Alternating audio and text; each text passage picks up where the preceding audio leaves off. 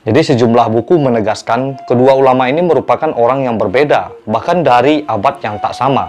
Namun nama kedua ulama tersebut memang sama-sama Syekh Burhanuddin karena kesamaan nama itu serta keterbatasan literatur ada yang kesulitan membedakannya. Karena sama-sama pernah diulakan inilah agaknya kedua Syekh Burhanuddin di kemudian hari semakin sulit dibedakan. Halo bro, assalamualaikum warahmatullahi wabarakatuh. Kembali lagi dengan saya Rafan Mulifa di Mulifa Channel. Jadi banyak sekali yang salah sangka Syekh Burhanuddin yang ada di Sumatera Barat, Minangkabau itu orang mengetahui hanya Syekh Burhanuddin yang ada di abad ke-17 saja. Padahal ada dua Syekh Burhanuddin dengan jejak sejarah yang sama. Di dua nama Syekh Burhanuddin lekat dalam ingatan warga terkait dengan penyebaran Islam di Minangkabau, Sumatera Barat, dan Riau. Syekh yang pertama makamnya terdapat di Desa Kuntu, Kecamatan Kampar Kiri, Kabupaten Kampar, Riau. Sementara yang kedua adalah yang bermakam di Ulakan, Kabupaten Padang Pariaman, Sumatera Barat. Jadi sejumlah buku menegaskan kedua ulama ini merupakan orang yang berbeda, bahkan dari abad yang tak sama. Namun nama kedua ulama tersebut memang sama-sama Syekh Burhanuddin karena kesamaan nama itu serta keterbatasan literatur ada yang kesulitan membedakannya. Jadi Bustamam, penulis profil Syekh Burhanuddin dalam riwayat hidup ulama Sumatera Barat dan perjuangannya, menulis Syekh Burhanuddin Kuntu terlahir lebih dahulu. Ia hidup pada abad ke-12 dan 13 Masehi. Sementara Syekh Burhanuddin Ulakan hidup pada abad ke-17. Mengutip dari sejarawan Malaysia Wan Muhammad Sakfir Abdullah, menurut Bustamam, Syekh Burhanuddin Kuntu wafat pada 1214 Masehi atau 610 Hijriah. Merujuk Mahmud Yunus tahun 1983, Tim Balai Pelestarian Cagar Budaya Sumbar di situs resmi Kementerian Pendidikan dan Kebudayaan menulis tahun wafat yang sama.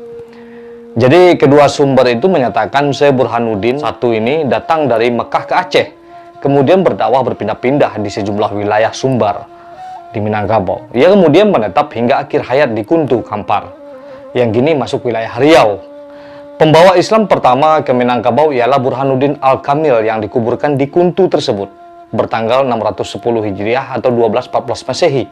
Ia datang bersama Abdullah Arif dan dari tanah Arab ke Aceh. Abdullah sendiri tinggal di Aceh, sedangkan Burhanuddin langsung ke Minangkabau.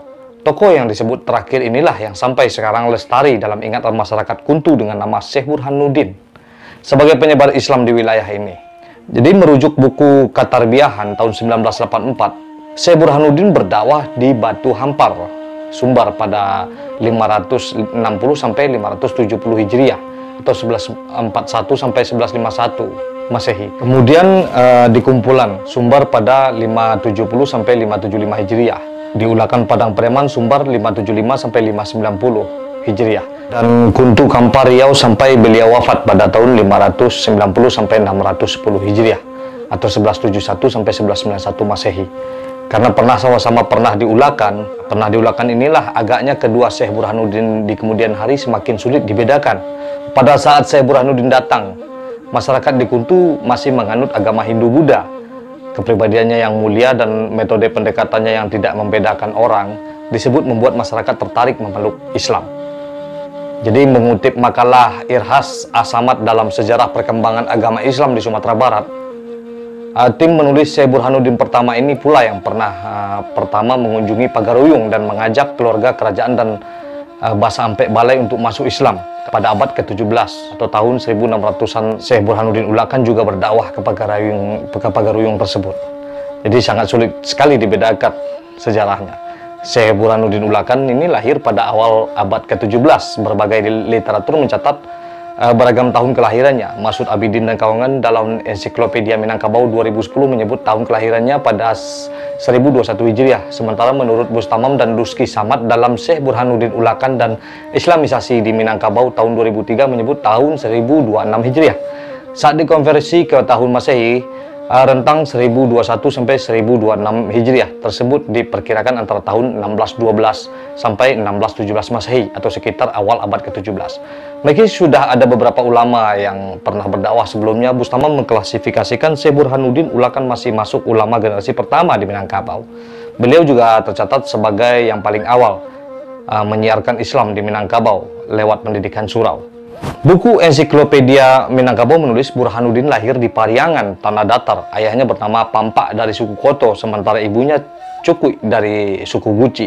Nama kecil Burhanuddin ialah Kunun, tetapi teman-temannya yang sebaya dengan dia memanggilnya Pono.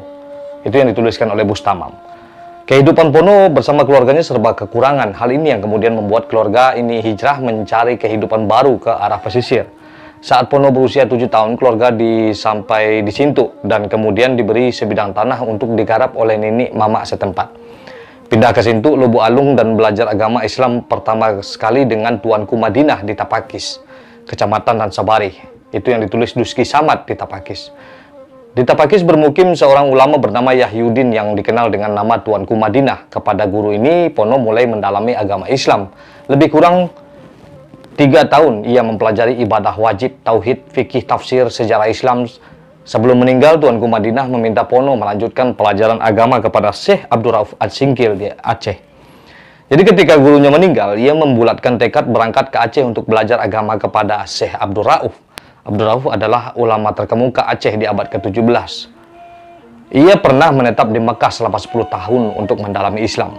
Nah, kepadanya lah Pono atau Syekh Burhanuddin ini belajar memperdalam tasawuf dan tarekat Satariyah sebagai jalan pengembangan agama Islam kepada masyarakat selama di Aceh. Ia bukan hanya memperdalam pelajaran agama, tapi juga melewati berbagai ujian berat. Ujian itu sejak dari tirakat kesetiaan hingga ujian hawa nafsu. Semua mampu dilewati oleh Syekh Burhanuddin alias Pono. Setelah 9 tahun pelajari tarekat, Pono lulus dan mendapat ijazah dari Syekh Abdurrauf As-Singkil. Sejak itu ia dipanggil dengan sebutan Syekh. Ada yang menyebut ia belajar di Aceh selama 21 tahun, ada juga yang menyebut sampai 30 tahun. Ia akhirnya pamit kepada Syekh Abdurrauf untuk pulang kembali ke Minangkabau. Sebelum Pono pulang, Syekh mengganti namanya menjadi Burhanuddin. Sehingga setelah itu kemudian dikenal dengan panggilan Syekh Burhanuddin.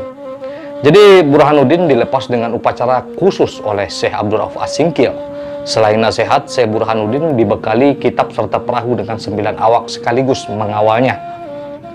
Jadi menyusuri pantai barat Sumatera dari Aceh ke Pariaman, Syekh Burhanuddin akhirnya sampai di Ulakan.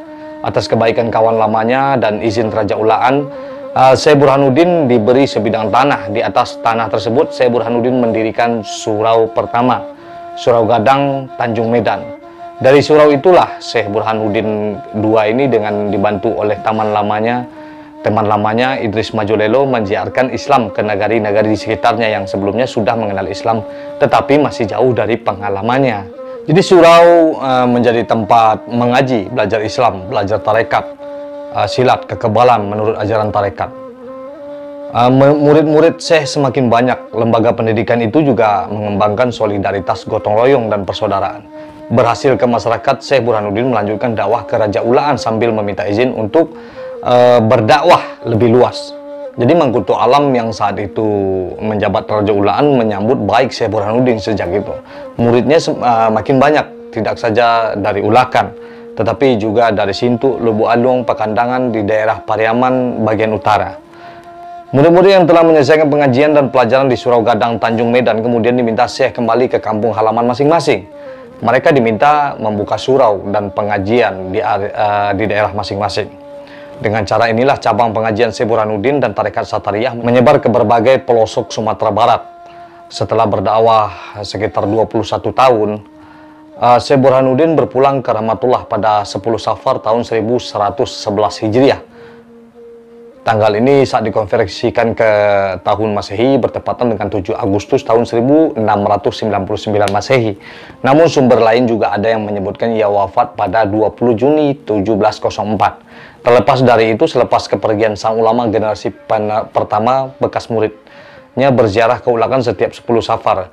Ziarah massal ini kemudian dikenal dengan tradisi Basapa dan terus bertahan hingga lebih dari 3 abad hingga kini. Jadi itu kisah dari dua Syekh Burhanuddin yang literaturnya sangat terbatas sekali kita ketahui dan cukup terbatas sekali sejarah-sejarah yang kita dapat. Jadi Syekh Burhanuddin ini karena sejarah yang sama walaupun abad yang berbeda, kita menjadi sulit membedakan antara Syekh Burhanuddin satu dengan Syekh Burhanuddin II. Mudah-mudahan ini bisa menjadi sebuah pengetahuan baru untuk menemani pada malam hari ini. Seperti biasanya, saya memakai baju geng 123. Ini baju yang cocok sekali dengan bahan wafel ya. Buat lebaran, buat ibadah kasual dan lain-lain. Seperti biasanya, majulah Minangkabau, majulah Indonesia, bersama saya Davan Mulifa dan geng 123 selalu di Mulifa Channel. Assalamualaikum warahmatullahi wabarakatuh.